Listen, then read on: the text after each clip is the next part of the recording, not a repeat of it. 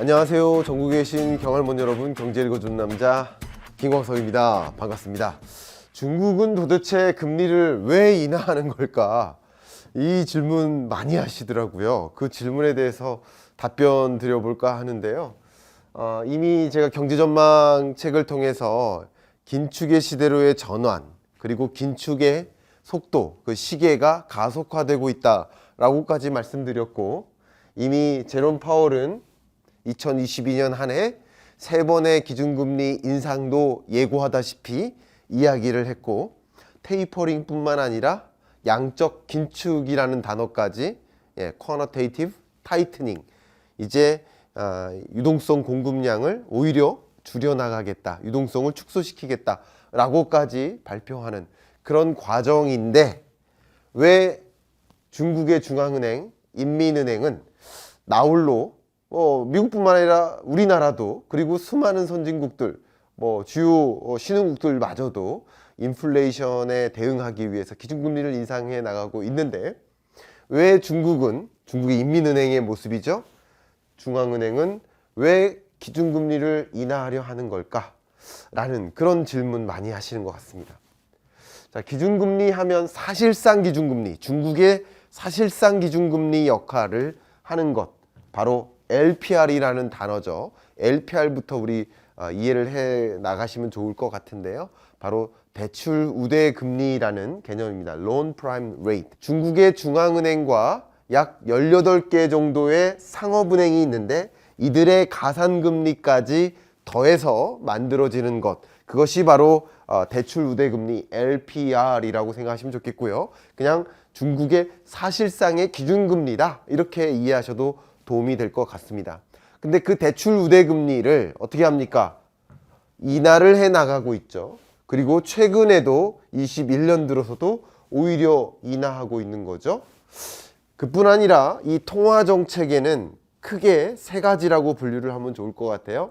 하나가 기준금리, 두 번째가 양적 완화, 유동성 공급, 그리고 마지막 3번째가 지급준비율이라고 볼 수 있는데, 지급준비율은 이렇습니다.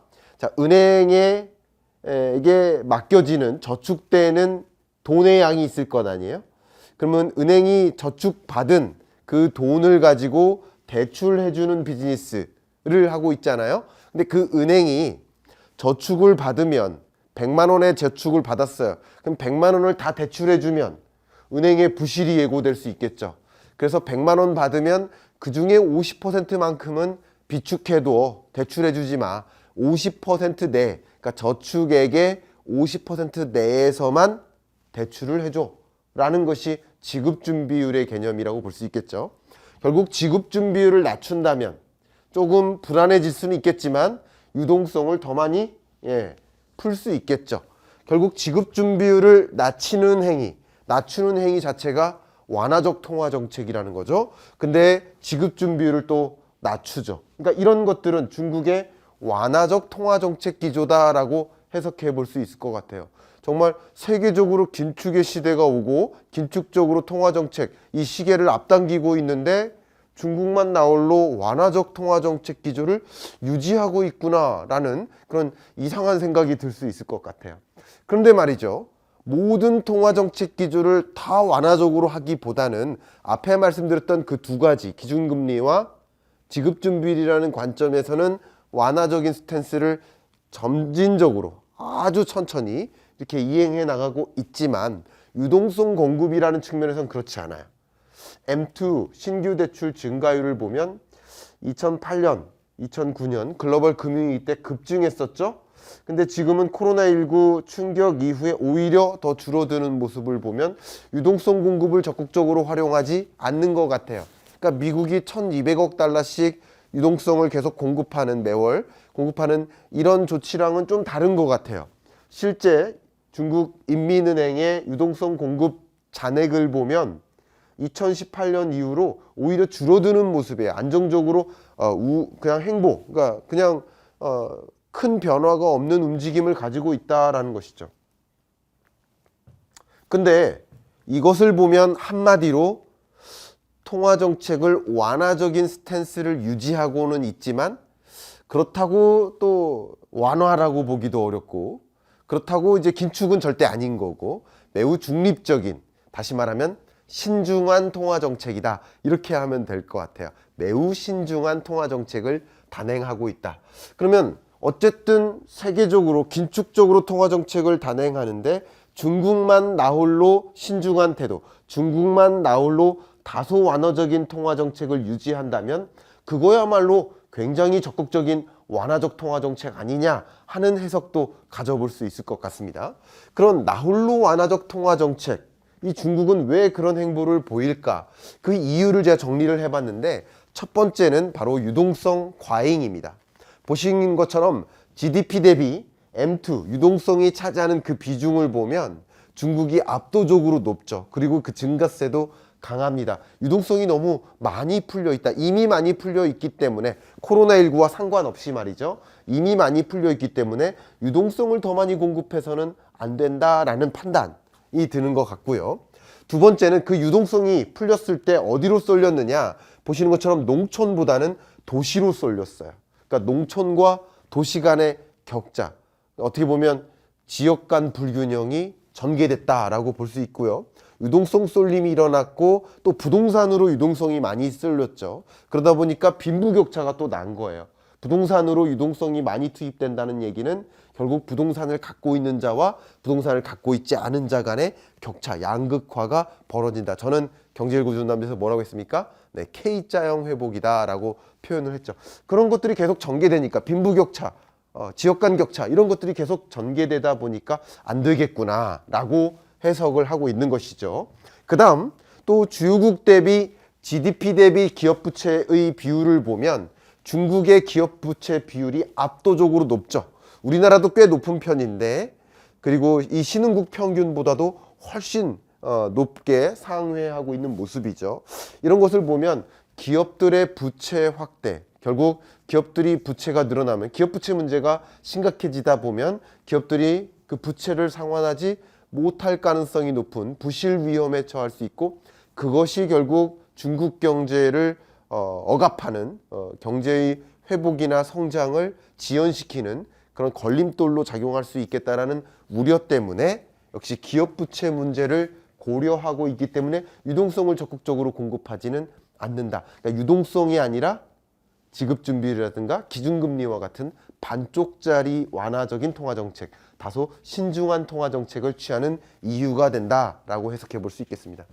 그렇다고 긴축적으로 움직이는 것이 맞는데, 왜냐하면 PPI와 CPI를 보십시오.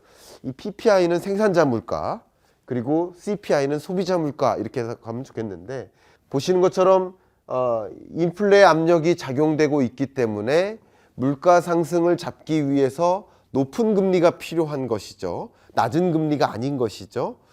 그렇기 때문에 그냥 단순히 완화적 통화 정책도 어렵고, 그렇다고 긴축적으로 전환하자니 이런 여러 가지 문제가 있고, 이런 여러 가지 배경들 때문에 중국이 이러지도 저러지도 못하는 매우 중립적인, 매우 신중한 그런 완화적 통화 정책을 강구하고 있다라는 것이죠. 자, 그런데 어쨌든 결과적으로 세계가 다 긴축적으로 전환되고 있는데 중국만 나홀로 완화적인 스탠스를 유지하는구나. 그러면 결국 중국의 주식시장은 어떻게 흘러갈까? 이런 질문들이 많이 있을 수 있어요. 보시는 것처럼 중국의 시가총액은요, 미국이 세계 시가총액에서 약 45% 정도 차지하고요, 중국이 그 다음 11% 정도 차지합니다. 자, 미국을 제외해 놓고 보면 중국, 일본, 미국이 있으면 이게 비교가 잘 안 돼요. 눈에 잘 안 보여요. 왜냐면 나머지가 도토리 키재기처럼 잘 안 보이니까. 근데 시가총액 이 상위 국가들, 미국을 제외한 채 비교를 해보면, 뭐 일본이나 홍콩 같은 경우는 시가총액이 21년 들어 더 줄어들기도 했고요. 우리나라 같은 경우는 20년이나 21년이나 거의 차이가 없는 상황이에요. 박스권에 갇혀 있다는 것이죠. 21년 안에. 그런데 중국만 나홀로 시가총액이 엄청나게 급증한 모습을 확인해 본다면 중국의 투자, 왜냐하면 완화적 통화정책 스탠스가 유지되고 그 밖에 중국이 경영을 잘한다. 실제 연도별 신규 IPO 전망을 보면 22년에도 21년에도 그랬지만 22년에도 엄청나게 많은 IPO가 예상됩니다. 그러니까 많은 기업들이 계속 중국의 시가총액을 키워나간다는 거죠. 많은 기업들이 주식시장에 편입된다는 거죠. 그러니까 결국은 이 시장이 커지는 그런 과정 속에서 중국에 대한 투자, 이 외국인의 투자 열풍은 계속 일어날 수밖에 없고 그것이 중국의 주가를 계속 이끌어 왔던 거죠. 한국 주가는 코스피는 지지부진하거나 오히려 떨어졌는데 중국 코스피는 계속 올라간 중국 코스피래요. 중국 주가 지수는 계속 올라간 것을 보면 그런 것들을 반증해 주는 모습이라고 볼 수 있겠죠. 또 간단한 진단이겠습니다만 간단한 진단으로서 펄을 얘기할 수가 없죠. 주당 순이익입니다. 그러니까 결국 중국의 주 하나가 한 주가 가져오는 그 수익이 대략 한 16.5배 정도 됩니다. 그런데 이미 2007년이나 2005년 사이에 이 퍼가 한 70배를 초과했었던 것을 생각해 보면 이 퍼가 굉장히 낮은 수준이다. 그런데 IPO가 22년에 엄청나게 증가할 것이다 라는 것을 확인해 본다면 이것은 아직도 많이 저평가되어 있는 중국 경제의 모습이지 않나 라는 것을 생각해 볼 수 있는 계기가 되고요. 그리고 여기 보셨던 것처럼 중국의 시가총액이 11%입니다. 근데 중국의 GDP가 전 세계 약 18.7%, 19% 정도 차지합니다. 그러니까 전체 GDP 중에 대략 한 20%가 안 되게 중국의 GDP가 차지하는데 그런데 시가총액에서는 11%밖에 안 되고요. 또 전 세계 MSCI의 비중으로 보면 3.85%밖에 안 됩니다.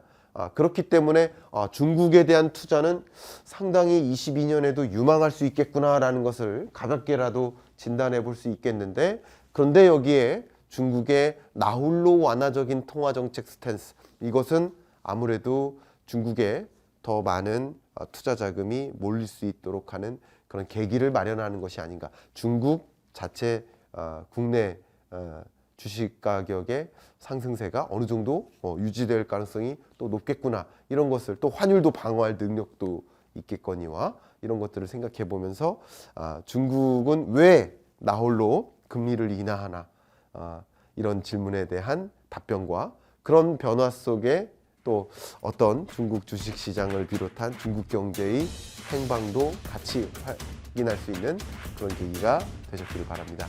이상 경제를 고준 남자 마무리하겠습니다.